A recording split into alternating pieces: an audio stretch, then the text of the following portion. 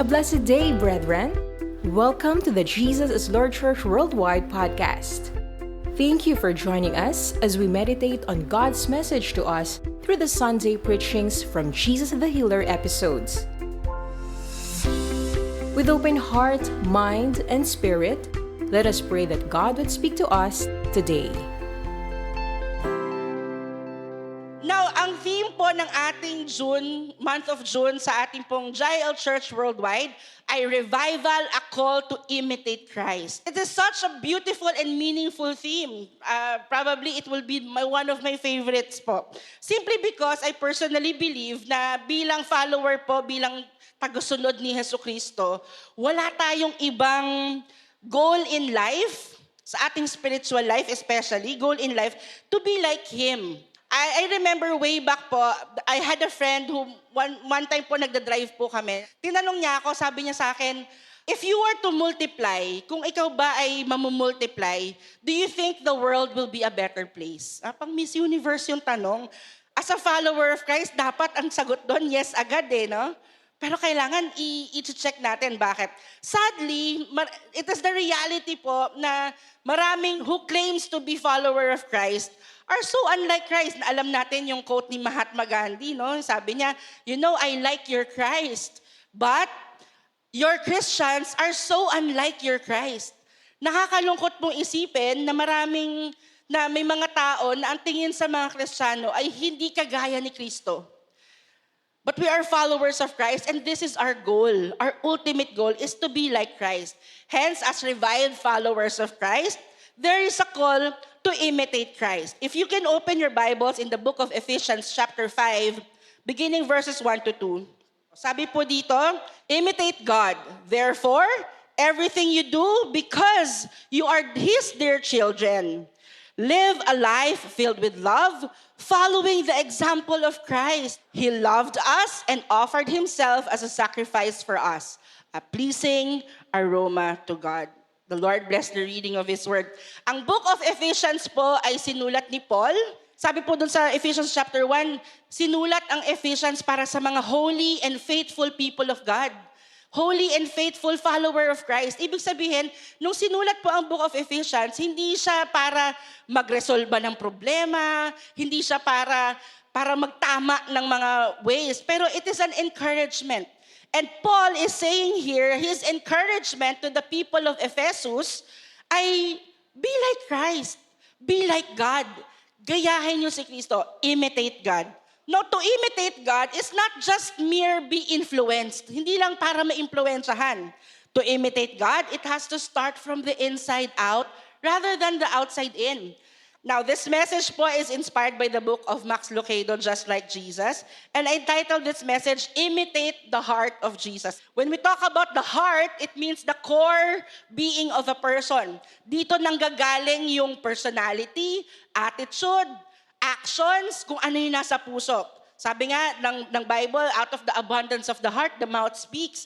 Kung ano yung nasa puso natin, yun yung nasasabi natin, yun yung nagagawa natin. Now, as Christians, more than the language and culture, we must imitate the heart of God. Madaling umakto, madaling magsalita, madaling magpakita on the outside na we're imitating Christ.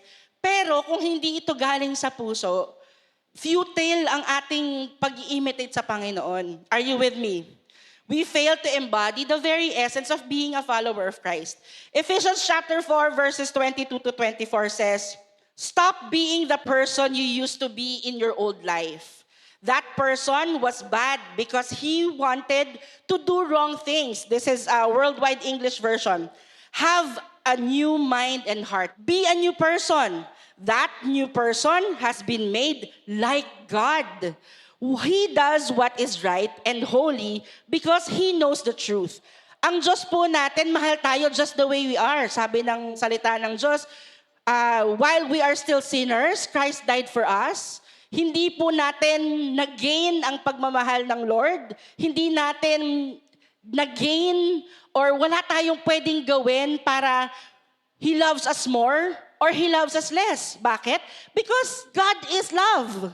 Do you know what I mean? Regardless of who we are, regardless of our actions, of course, pleasing God and His love for us are two different things, no? Yung napiplease si Lord sa ginagawa natin, that's different.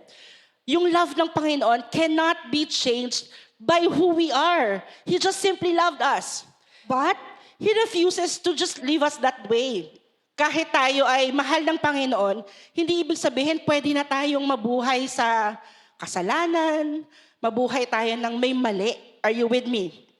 Sabi doon, He wants you to be like Jesus. So sabi sa Ephesians chapter 4, verse 22 to 24, stop being the person you used to be in your old life. Yung old life natin dapat tapos na yon. We have a new mind and heart. Be a new person. That new person that we are has been made like God. Pakisabi nga po, like God. Now, to imitate the heart of Jesus, we must know the heart of Jesus. Tatlong bagay lang po. First, the heart of Jesus is pure. Pakisabi nga po, pure. When we say pure, it means spotless, stainless, or unblemished. Jesus Christ lived on earth for 33 years. At sa 33 years po na yon, no sin was found in Him. Are you with me? No sin was found in Him. 3 of which, of that 33 years, 3 taon po, ay He spent so close with people. Sinful people. Ibig sabihin, kahit na 3 taon, araw-araw kasama niya mga makasalanang tao, kahit minsan hindi siya nagkasala. Sabi ni Peter, isa si Peter sa pinakamahabang panahon siguro na nakakasama po ni Jesus. Sabi niya in 1 Peter chapter 1 verse 18 to 19, "For you know that it is not with perishable things such as silver or gold that you were redeemed from the empty way of life handed down to you from your ancestors." Verse 19, "But with the precious blood of Christ, a lamb without blemish or defect." Kaya nga po si Jesus Christ ang perfect mediator eh. Kaya si Jesus ang perfect na tagabayad ng kasalanan. Kasi siya, wala siyang original sin. Wala siyang original sin, and then when He lived, He never sinned. Wala pong kasalanan. Naku, pastora, parang ang hirap yatang magkaroon ng pure heart. Ang hirap hindi magkasala. You know, if there's anyone po siguro na makakapag-prove na pure ang puso natin, ito yung mga taong malalapit sa atin. Mga kasama natin sa bahay. Pag po kaya tinanong, ito bang si pure ba ang puso nito? Ano kayong sasabihin? Ng ating mga asawa, ng ating mga kapatid, ang ating mga magulang. Now, Jesus' disciples described Him as unblemished and no defect. Isa pa po, si John, the Apostle John. Sabi niya sa 1 John 3, verse 4 to 5, ito po ay amplified version. "Everyone who practices sin also practices lawlessness. And sin is lawlessness." Ano daw po yung lawlessness? Ignoring God's law by action or neglect or tolerating wrongdoing. Kasalanan din po ang tolerating wrongdoing. Being unrestrained by His commands and His will. You know that He appeared in visible form as a man, si Jesus Christ po ito, in order to take away sins. And in Him, there is absolutely no sin. For He has neither sin in nature, nor has He committed sin or acts worthy of blame. Ayan. So that is why Jesus is the perfect mediator po, because He never sinned. We thought minsan we can be pure just by acting pure. No. Hindi po tayo, alala ko po, nung ako po'y maliit, meron pong ate yung kalaro ko. Sabi nung ate nung kalaro ko, pag ba ako naging mabuting anak, naging mabuting tao, makakapunta ako sa langit? Tinanong po niya ako. Ako po ay siguro, I think I was grade 3, grade 4 by then. And of course, at that time, limitado ang kaalaman ko pa sa Word of God. And sabi ko, siguro naman kasi mabait ka. Maraming tao sa mundo lumalakad, akala nila pag mabait ka, pupunta ka na ng langit. Akala nila pagka hindi ka gumagawa ng masama, pupunta na ng langit. But purity of a person is not just because we act pure. Acting pure is different from being pure from the inside. Are you with me? Are you with me, church? Hence, we need Jesus. We need Jesus in our heart so we can have a pure heart. In Romans chapter 12 verse 1, paano ba tayo magkaka-pure heart? Sabi dito, therefore I urge you brothers and sisters, in view of God's mercy, to offer your bodies as living sacrifice, holy and pleasing to God. This is your true and proper worship. Do not conform to the pattern of this world, but be transformed by the renewing of your mind. Then you will be able to test and approve what God's will is, His good and pleasing and perfect will. To be pure in heart, una po, gumawa po ako ng maikling acronym dito. P is personal surrender. Pakisabi nga po, personal surrender. Surrender means to yield to the possession or power of another. You know, sa wars, syempre kung sino yung nag-surrender, ibig sabihin, talo ka na at susunod ka na doon sa pinag-surrenderan mo. Are you with me? So when we say personal surrender, sabi doon sa binasa natin, I urge you, brothers and sisters, in view of God's mercy, offer your bodies as living sacrifice, holy and pleasing to God. I-offer na natin. Personal surrender is offering ourselves to Jesus Christ. Kanina sinasabi ko po, we are all sinful in nature. And everything that we are as being human ay makasalanan. We cannot be made clean. Maraming tao akala nila pag nagdasal ka ng 5 beses ng ganito, lilinis ka na. Without Christ, we are still sinners. We are still filthy. We have defect. And so to surrender ourselves to the Lord, yung ibigay natin ang buhay natin kay Kristo, and siya ay papasok sa buhay natin, that's the only time that we can be made pure. Are you with me? Are you with me, church? If we want to imitate Christ, we want to have the heart of Christ that is pure, we need to surrender ourselves to the Lord. Only a personal surrender to God can make us pure. Now, after surrender, ano pong gagawin? Letter U, uncompromising lifestyle. When we say uncompromising, it means no room for bargaining or adjustments. Solid, constant. Many followers of Christ today seem to have no difference, no? Naalala ko po nung KKB po ako, madalas yung mga leaders po natin, sasabihin po ng mga leaders ng KKB, sa mga KKBs at that time, make sure na pagdating mo sa school, yung mga tao alam na Kristiyano ka. Bakit? Nakakatakot yung sasabihin sa'yo na, uy, Kristiyano ka pala, hindi halata. Galing magdala. Marami daw pong ganon. Ibig sabihin lang nun, compromiser. Sabi doon sa binasa natin, Romans chapter 12, do not conform to the pattern of this world. Sabi po ng isang study, ang pattern of this world daw po ay 3 P. Pleasure, possession, possessions.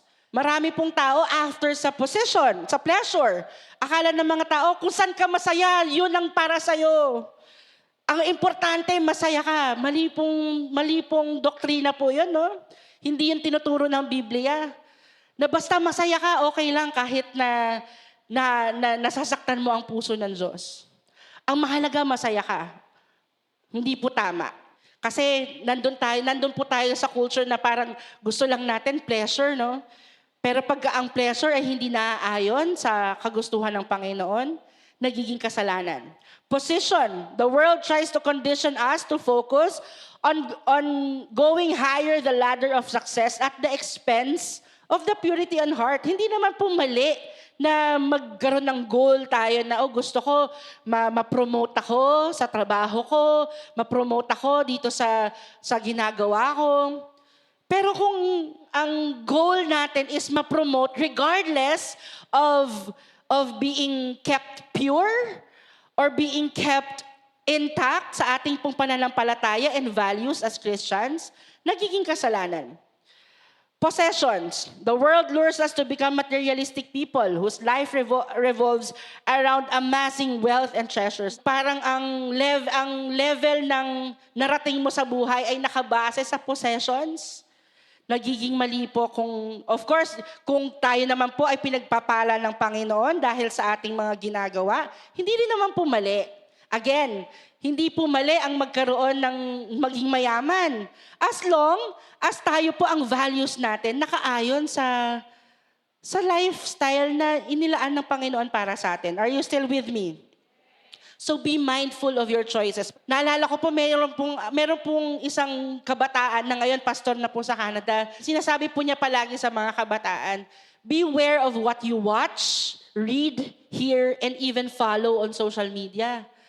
Pagka po yung isang account na fina-follow natin makes us compromise our faith in the Lord, makes us think na away from what the Lord is preaching or teaching us in the Word of God, unfollow na agad yan. Be mindful of our choices in our relationships. Whether it may be boyfriend-girlfriend or friendship, kailangan ikinakat yung mga ganon pagka it leads us to compromising our faith. Are you with me po?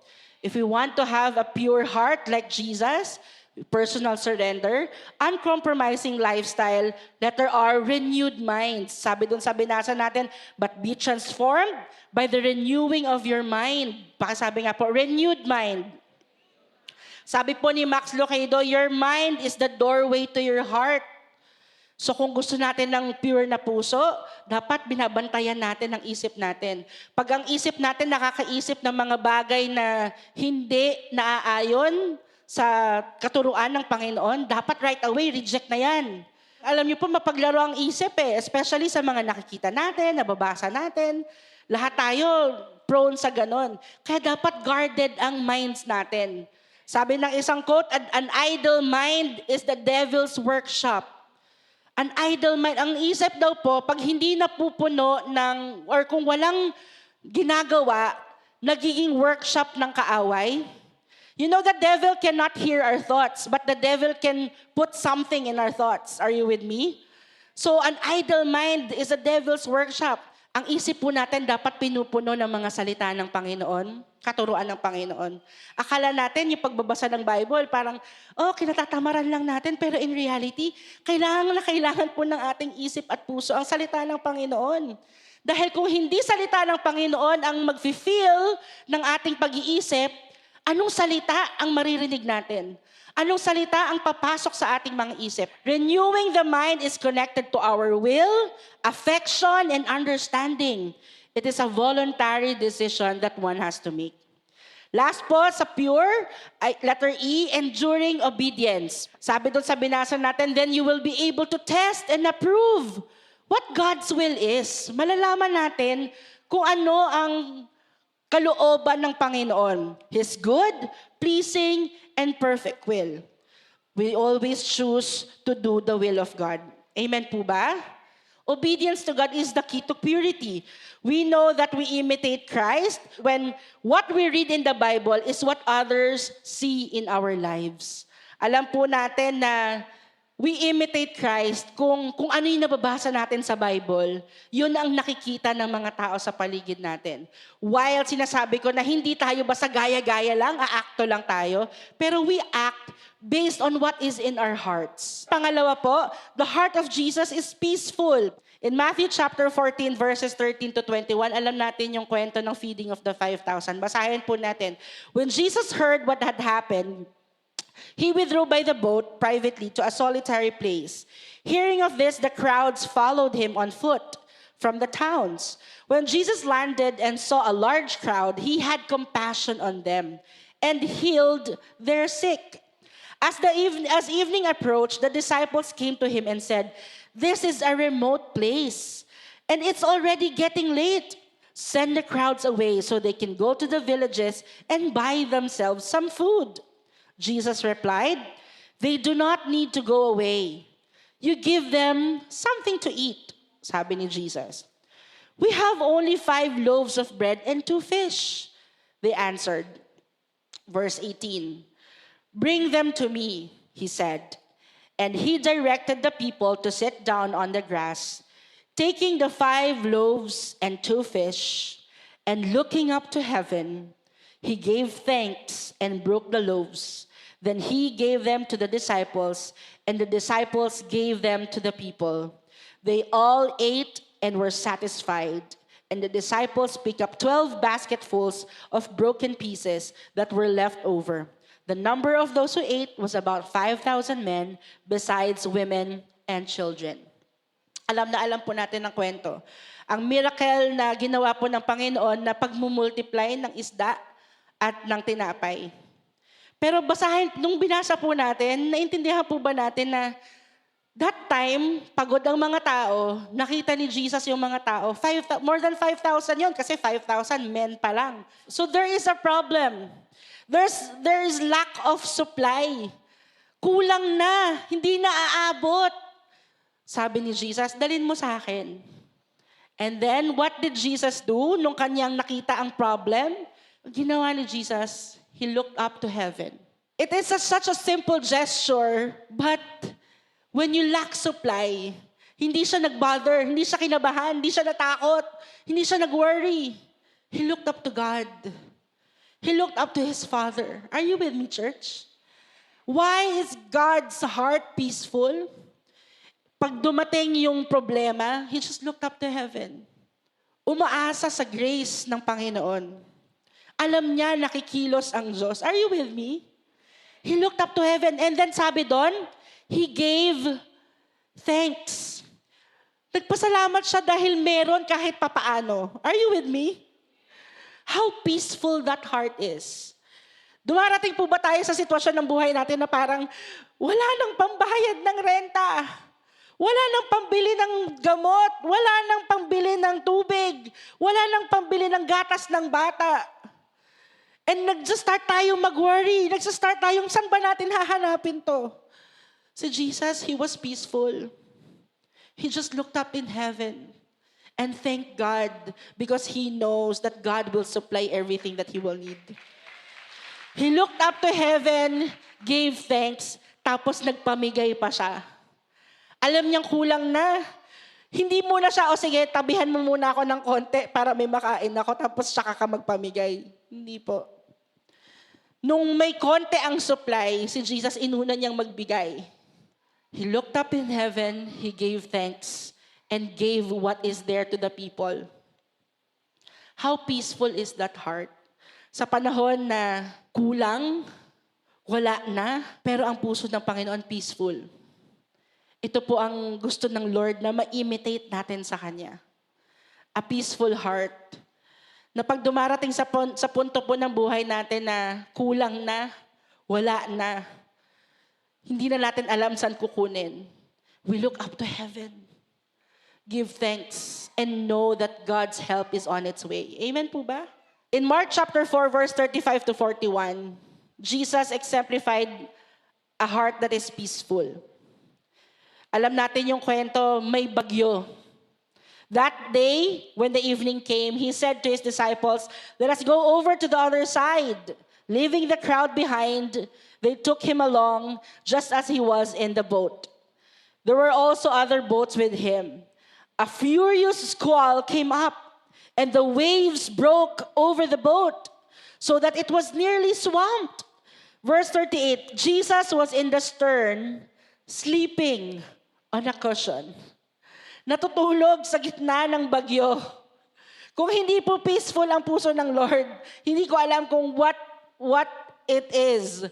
But in the middle of the storm, Jesus was sleeping. The disciples woke Him and said to Him, "Teacher, don't you care if we drown?" He got up, rebuked the wind, and said to the waves, "Quiet, be still." Then the wind died down and it was completely calm. He said to His disciples, "Why are you so afraid? Do you still have no faith?" They were terrified and asked each other, "Who is this? Even the wind and the waves obey Him." In the middle of the storm, the heart of Jesus is peaceful.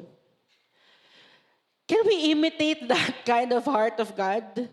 Na in the middle of the storms in life, pag nagkakagulo ang pamilya, pagka may mga taong naninira sa atin, pagka magulo ang sitwasyon ng ating buhay, kaya nating kumalma, matulog ng payapa, alam na basta inilagay ang pananampalataya sa Panginoon, everything will be okay.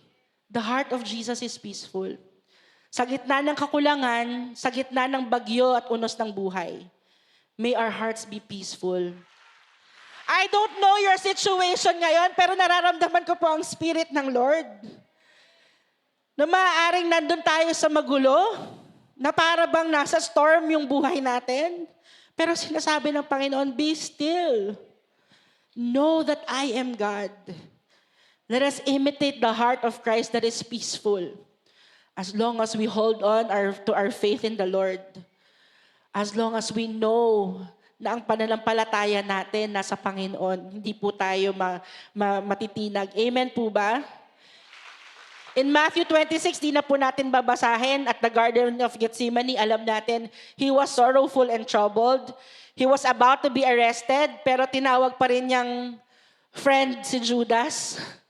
Alam niyang binebetray na rin siya, pero tawag niya kay Judas, do what you have came here for, friend. When Peter cut the ears of that soldier, sabi niya, hindi ka dapat nabubuhay sa sword. Ang ginawa niya, pinagaling niya yung tenga, binalik niya yung tenga.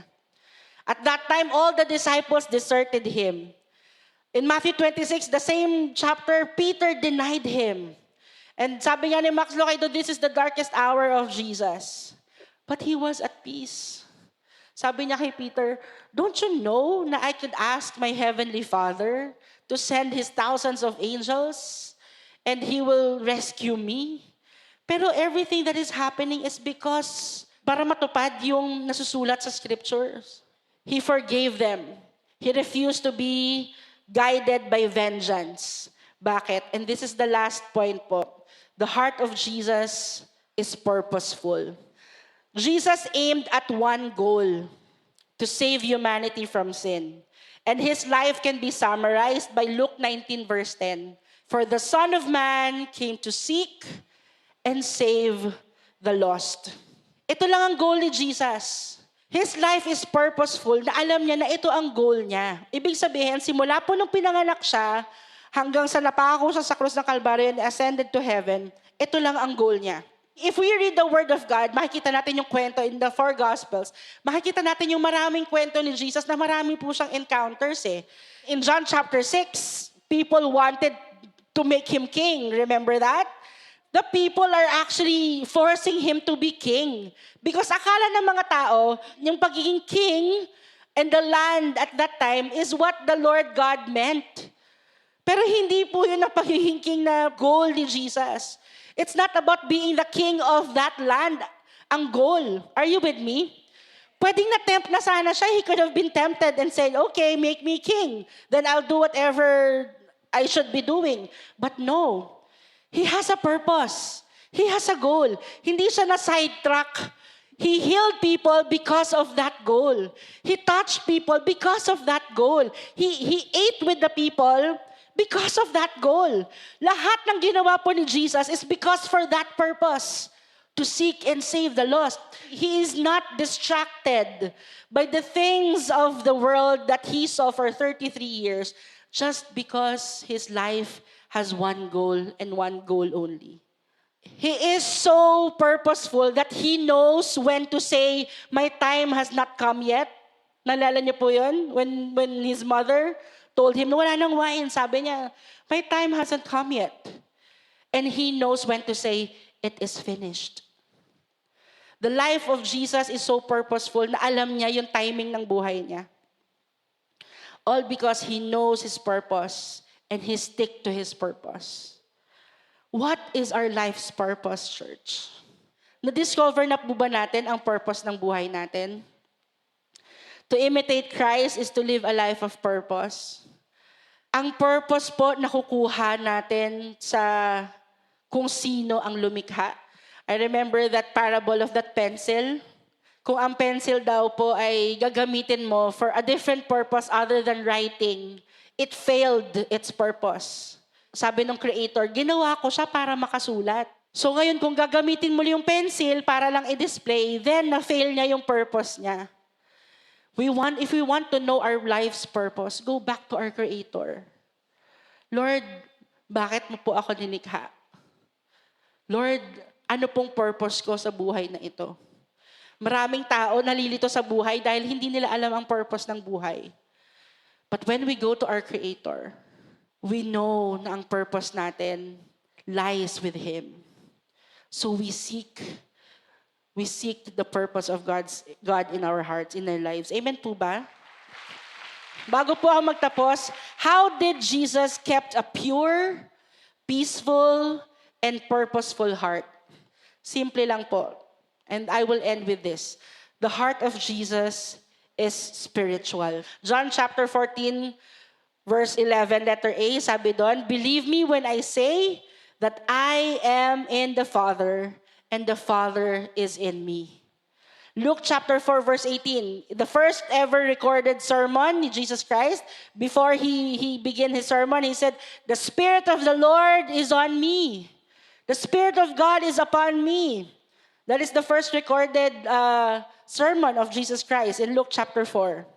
Matthew chapter 4, verse 1, Jesus was led by the Holy Spirit to the wilderness. Sabi niya, then Jesus was led by the Holy Spirit. Yun po yung tinetempt siya ng kaaway during that time. Jesus' heart, thoughts, and actions reflected his intimate relationship with his Father. Bakit nga ba pure, peaceful, and purposeful ang puso ng Diyos? Because of that intimate relationship that he has with God. Jesus, when he was here on earth, he had the habit to go to worship. Nag-worship po siya. When Jesus was on earth, he practiced to memorize the scripture, the word of God. He made prayer his lifestyle. Kung mapapansin po ninyo, pag binasa natin ang gospel, pagka bago mag-move si Jesus from one place to another, nagpipray muna siya. Tapos hihintayin niya yung sasabihin ng Lord na it's time to move. Nung sinabi niya na babalik tayo sa Jerusalem, para kay Lazarus, he prayed about it. Kahit yung mga disciples, sinasabi sa kanya, meron kang threat doon eh. Pero hindi, pupunta siya because he prayed about it. Nung pinili niya yung 12 disciples, he also prayed about it. All his choices, all his decisions, pinagpray niya sa Panginoon. To imitate Christ is to be intimate with Christ. If gusto talaga po natin ng puso na kagaya ni Jesus Christ, we need to have that intimate relationship with the Lord. Hindi yung relationship na makikita lang natin from afar. Are you with me, church? Hindi yung relationship na parang ite-text mo lang pagka may kailangan ka. Hindi yung ite-text mo lang pagka in trouble ka na, kailangan mo ng someone na magsisave sa'yo. An intimate relationship with Jesus Christ is a lifestyle. Few days ago, I was so busy. Ang dami ko pong ginagawa. Sobrang dami. Kasi po ako sa gabi po ako nagde-devotion dahil yun yung hindi po kasi ako morning person. And that day, umupo ako doon sa chair ko, doon sa devotion place ko. Tapos sabi ko sa Lord, Lord, sorry, kasi parang feeling ko, hindi kita masyadong napansin today. Kasi usually, parang coding keyboard, parang Lord, ganyan, ganyan. Tapos, alam niyo po, ang sweet-sweet po ng Panginoon. Sabi ni Lord, bakit ikasama mo naman ako the whole day? I was with you the whole time. Do you think you've done all those things na ginawa mo on your own? I was there. Ako nagbigay sa'yo ng idea na to. Ako yung nagbigay sa'yo na dapat ganito gagawin. Ako yung nagpalakas sa'yo. I was there. And alam niyo po, naiyak ako. Sabi ko, ang bait ni Lord, no? Yung parang doon ko na-realize, oo nga. Hindi ibig sabihin na hindi ako nagbabasa ng Bible, hindi ko siya kasama. Yung oras na yon. Hindi ibig sabihin na hindi ako tahimik na nagpe-pray, hindi ko na kayang kausapin ng Lord sa isip ko, sa puso ko. An intimate relationship with the Lord, hindi ibig sabihin po, dapat 24/7, nandun ka lang sa prayer closet mo. Hindi po ganon. Pero yung dala-dala mo ang presensya ng Panginoon everywhere you go, whatever you do, nagluluto ka, naglilinis ka, nagtatrabaho ka, nagtatravel ka, nagdadrive ka, yung lagi mong alam mo, Lord, you are aware of His presence. You always want to dwell in the presence of the Lord. Yung lagi mong konting kibot, sasabihin mo, Lord, I love you. That's an intimate relationship with the Lord. We want to imitate Christ, have an intimate relationship with Christ. Nung totoo po ako naging Kristiyano, I think, 17, 16 years old. Nag-family devotion kami. Lumaki ako in a very Christian family. Pero hindi po naging automatic na meron na po akong relasyon sa Panginoon.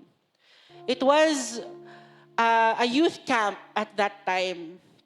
Habang nag-preach yung pastor, umulan ng malakas na malakas.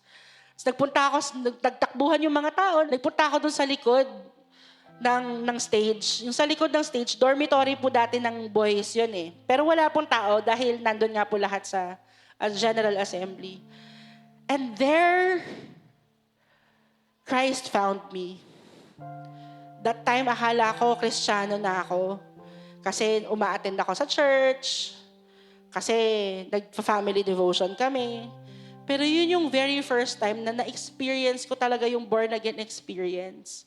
Yung alam kong isusuko ko, yung meron talagang susuko ko talaga yung buhay ko sa Panginoon. Yung pina-realize ng Panginoon sa akin na ito yung buhay mo. Kailangan mo siyang ibigay sa akin, isuko mo. Hindi pala automatic na dahil ang pamilya natin Kristiyano na rin tayo. Hindi automatic na dahil lumaki tayo ng may kaalaman sa Bible ay Kristiyano na tayo. Maraming tao kilala si Jesus. Naririnig, nababasa, pero walang personal na relasyon sa Panginoon. Today, to imitate Christ, simulan po natin sa personal relationship with the Lord. Yung alam mong kilala mo siya at alam mong kilala ka din niya. As we bow our heads to the Lord, let us ask the Lord for a pure heart, pusong dalisay. Hallelujah. Please follow me in this simple prayer. Panginoong Jesus, ako po'y lumalapit, nagpapakumbaba, inaaming ako'y makasalanan, inaaming hindi ako karapat-dapat. Panginoong Jesus, lumalapit po ako sa inyo, humihingi ng tawad, patawarin niyo po ako sa lahat ng aking kasalanan. Panginoong Jesus, hugasan niyo po ako ng inyong makapangyarihang dugo. Give me a pure heart, Lord. Allow me, Lord Jesus, to be cleansed by your blood. Panginoong Jesus, come into my heart. Be my Lord. Be my God. Be my Savior. And from this day forward, I declare that Jesus is Lord over my life. Jesus is Lord over my family. Thank you, Lord Jesus. I love you, Lord Jesus. Lord, ang dalangin ko po sa bawat isang naririto na nakikinig ng iyong salita. Lord, bigyan niyo po kami ng pagkakataon na lumalim, lumawak ang aming relasyon po sa inyo.